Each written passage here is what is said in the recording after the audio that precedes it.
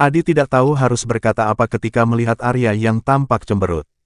Tanpa diduga, Arya justru membuat perintah. Kirim seseorang untuk memeriksa rekening Bank Nadia, juga periksa pernyataan Bima. Mata Adi melebar karena terkejut. Arya ingin memeriksa rekening Nadia. Ini masalah besar. Tampaknya Arya kali ini lebih mempercayai istrinya. Kapan CEO-nya ini menyadari hal ini?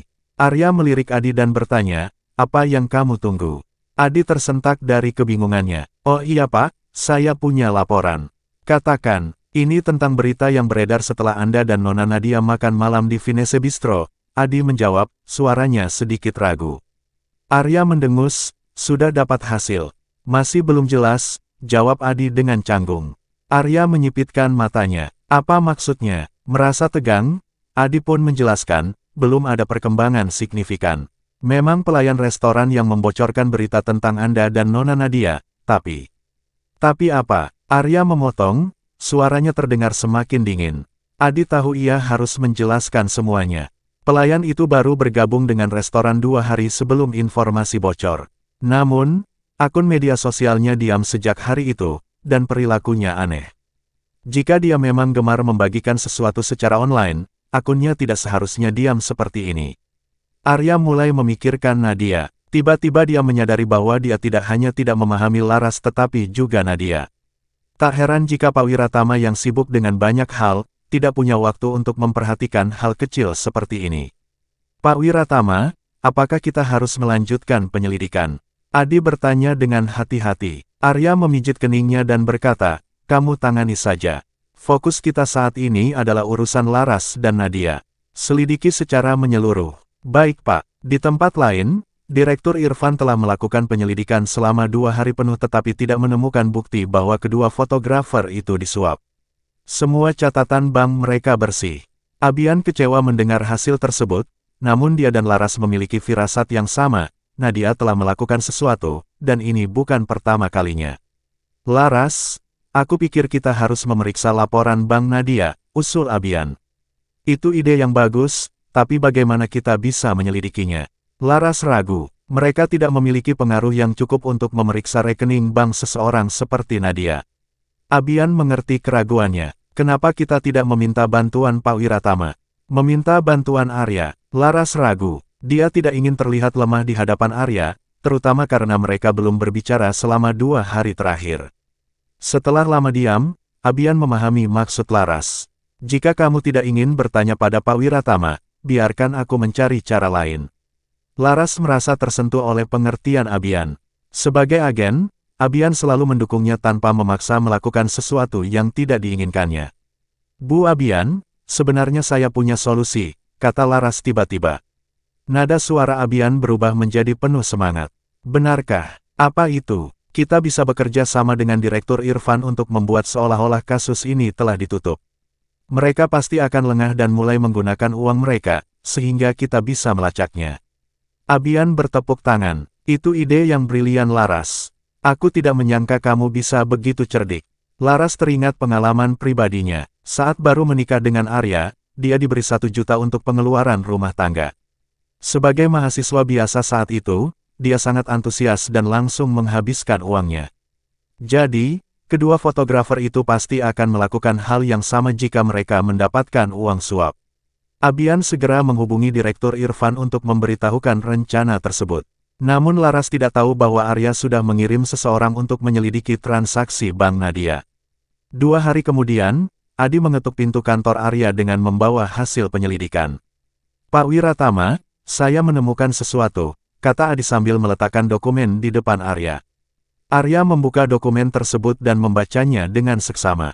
Saya menemukan bahwa Nona Nadia mentransfer 1,5 juta kepada Bima 8 hari yang lalu, dan 1,8 juta 9 hari yang lalu, total 3,3 juta. Sekitar 2 juta digunakan untuk perlengkapan kantor dan kendaraan, tapi 1 juta lainnya ditransfer ke rekening karyawan studio dalam 2 transaksi sebesar 500.000 masing-masing 6 hari yang lalu. Adi melanjutkan, uang ini belum digunakan dan kemungkinan besar masih di tangan karyawan tersebut. Dugaan saya, uang itu diberikan kepada 2 fotografer melalui transaksi ini. Arya menatap Adi dengan tatapan tajam. Selidiki lebih dalam, aku ingin bukti yang lebih kuat. Penyelidikan ini telah mencapai tahap akhir, dan kebenaran pun mulai terkuak. Pak Wiratama, saya sudah menugaskan seseorang untuk memantau akun karyawan tersebut. Begitu ada pergerakan pada kedua transaksi itu, kami akan segera menerima kabarnya, lapor Adi. Arya mengangguk dalam diam. Dia sebenarnya sudah mengetahui kebenarannya sebelum pengawasan dimulai. Namun dia tidak menyangka Nadia akan melakukan hal seperti ini. Perasaan kecewa yang mendalam bercampur dengan sedikit rasa lega, karena akhirnya terungkap bahwa Laras tidak bersalah. Sekarang hanya tinggal menunggu pergerakan dari akun tersebut, dan dengan bukti yang cukup, Nadia tidak akan bisa membela dirinya. Direktur Irfan secara kooperatif memecat kedua fotografer itu, bahkan menyisipkan beberapa kata tajam untuk memprovokasi mereka. Di depan Direktur Irfan mereka tampak menyesal, namun kenyataannya mereka tidak peduli. Dengan uang tambahan di tangan, mereka tidak takut kehilangan pekerjaan mereka. Bagi mereka, pemecatan hanyalah masalah kecil. Malah mereka berpikir ini adalah kesempatan untuk istirahat dan kemudian mencari pekerjaan di stasiun televisi lain. Malam itu, setelah mendapat tambahan 500.000, keduanya merasa kaya mendadak. Mereka pergi ke tempat hiburan kelas atas, memesan minuman keras yang biasanya mereka tidak mampu beli, dan masing-masing ditemani dua wanita cantik. Mereka bersenang-senang sampai dini hari. Ketika mereka hendak membayar tagihan dan mengajak wanita-wanita tersebut untuk makan larut malam, mereka tiba-tiba dihadang oleh beberapa orang sebelum bisa keluar dari tempat hiburan. Mereka bingung, tidak tahu apa yang sedang terjadi. Layaknya pelanggan biasa, mereka mulai berteriak dan membuat keributan. Namun begitu Direktur Irfan muncul, keduanya langsung terdiam dan meringkuk ketakutan. Dengan ancaman dan bujukan dari Direktur Irfan, mereka tidak berani menyembunyikan apapun dan mengakui semua perbuatan mereka. Keesokan paginya, Abian menerima kabar saat sedang bersama Laras. Terima kasih atas kerja keras Anda Direktur Irfan. Apakah Anda merekam semua yang mereka katakan? Tanya Abian. Direktur Irfan dengan bangga menjawab, ya, semuanya terekam. Mereka mengakui secara detail kapan transaksi terjadi dan siapa yang menemui mereka. Keduanya sangat ketakutan, dan saat saya mengancam untuk melaporkan ke polisi jika mereka tidak mengaku, mereka langsung menyeret Nadia dalam pengakuan mereka. Abian yang menggunakan speaker ponsel, memastikan bahwa Laras mendengar semuanya. Direktur Irfan, bisakah Anda mengirimkan salinan rekamannya kepada saya? Tanya Abian. Di ujung telepon, Direktur Irfan sempat ragu sejenak sebelum akhirnya setuju. Baiklah, saya akan mengirimkan salinannya. Mengingat status Laras, dia memutuskan untuk menyerahkan rekaman tersebut dan membiarkan tim masing-masing pihak menyelesaikan masalah ini. Semakin besar keributan yang terjadi, semakin besar pula perhatian yang akan diterima, yang menguntungkan program decoding yang sedang mereka tangani. Tak lama kemudian, Direktur Irfan mengirimkan rekaman tersebut ke email Abian. Setelah mendengarnya, baik Abian maupun Laras tersenyum puas. Pengakuan tersebut sangat jelas. Dengan rekaman ini, Nadia tidak akan bisa menghindar lagi. Laras, apa yang ingin kamu lakukan? Tanya Abian. Masalah ini bisa menjadi besar atau kecil, tergantung bagaimana Laras ingin menangani situasinya. Meskipun Laras sudah pernah berakting di film sebelumnya, dia masih tergolong pendatang baru di industri hiburan dan belum tahu bagaimana industri ini menangani situasi semacam ini. Bu Abian, bagaimana menurut Anda? Tanya Laras. Abian terkejut karena Laras meminta pendapatnya. Secara logis Laras tidak boleh membiarkan Nadia lolos begitu saja. Ketenangan dan kebijaksanaan Laras melampaui harapan Abian, dan dia merasa lega. Dengan kecantikan, bakat, dan ketenangannya, Abian yakin memilih Laras adalah keputusan terbaik dalam karirnya. Kita punya dua pilihan, ujar Abian, kita bisa menyelesaikannya secara pribadi, atau mengirimkan surat pengacara langsung. Mata Laras berkilat penasaran. Bagaimana cara menyelesaikannya secara pribadi? Nadia harus mengakui kesalahannya. Kita bisa berbicara dengannya dengan baik dan memintanya untuk tidak lagi berani menargetkanmu di masa depan. Sebagai gantinya, dia harus memberikan kompensasi berupa sumber daya tertentu. Ini solusi yang aman dan bisa menyeimbangkan keadaan jangka panjang. Benar, dengan rekaman ini, Nadia tidak akan berani lagi mengganggu Laras di masa depan. Namun, Abian berhenti sejenak, lalu lanjut dengan nada serius, mengirimkan surat pengacara bisa jadi langkah lebih tegas. Buat dia merasakan akibatnya, Laras tersenyum tipis, menyadari bahwa Abian benar-benar tak bermain-main. Tinggalkan ini padaku, lanjut Abian, Nadia akan merasakan bagaimana rasanya dihina oleh ribuan orang. Laras berpikir tentang Arya yang begitu mencintai Nadia selama bertahun-tahun. Apa yang akan terjadi jika Arya mengetahui kebenaran ini? Akankah dia tetap membela Nadia? Saat Laras tenggelam dalam pikirannya, Abian sudah bersiap pergi. Bu Abian mau kemana? Tanya Laras terkejut. Ke firma hukum. Kita perlu surat pengacara sesegera mungkin, jawab Abian sambil melambaikan tangannya dengan santai dan berjalan pergi dengan penuh percaya diri. Di firma hukum Chess, Abian melangkah masuk dengan anggun dan meminta bertemu pengacara Chess. Setelah sedikit ketegangan dengan resepsionis, akhirnya Benyamin sang pengacara memutuskan untuk menjemputnya sendiri. Pertemuan pun dimulai, dan langkah berikutnya untuk menghancurkan Nadia sudah mulai direncanakan. Sebagai pengacara terkemuka di California selama 2 tahun terakhir, Benyamin secara alami sangat selektif dan tidak mau menangani sembarang kasus. Biasanya jika ingin kasusnya ditangani, seseorang harus menghubungi asistennya terlebih dahulu, menjelaskan detail kasusnya, dan membiarkan asisten tersebut mengevaluasi serta menyaring kasus mana yang layak sebelum akhirnya Benyamin memilih secara pribadi. Bahkan setelah itu tidak ada jaminan.